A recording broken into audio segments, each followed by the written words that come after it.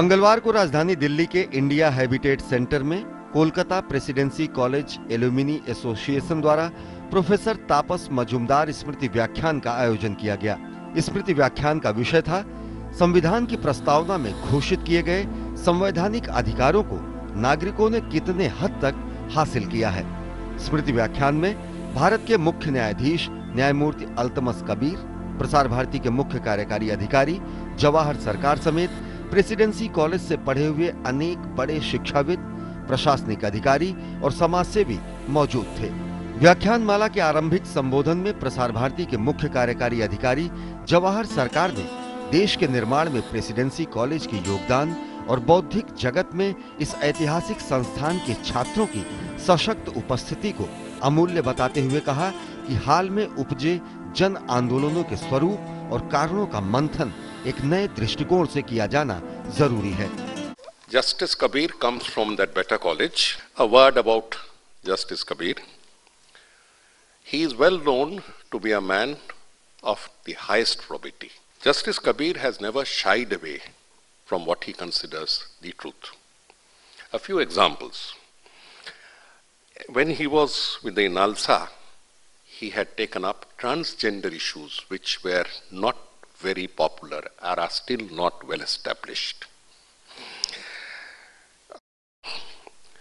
In the Mumbai bar girls case, when the entire society swung around on one viewpoint and the state went on prosecuting these victims of the trade, he had pronounced his judgment saying that if female models can be bandied around and commodized, what is wrong with this notion? I mean, just a question of opening up the conscience to alternate streams of thought. In another landmark judgment, the Sandhya Manoj Wankhede case, he had come round to a well-guarded secret, brought out a well-guarded secret, that the Domestic Violence Act applies equally to female members of a household. We know this, we did not pronounce it because it was not politically correct. These are sensitive issues and these need to be dealt with the utmost caution, probity, and a reputation for the finest legal minds. I have only one request to make. Sir, as a citizen who has spent a lifetime here and is now recycled for the next 5 years, I have a submission. The three institutions of legislature, executive and judiciary have all gone through their stages of disrepute. The executive the most. The legislature, we will not dramatize it, is going through stages where civil society, where most common humans have lost faith in many of the legislators. The judiciary is also, I would beg to submit, also passing through similar crisis, especially the lower echelons.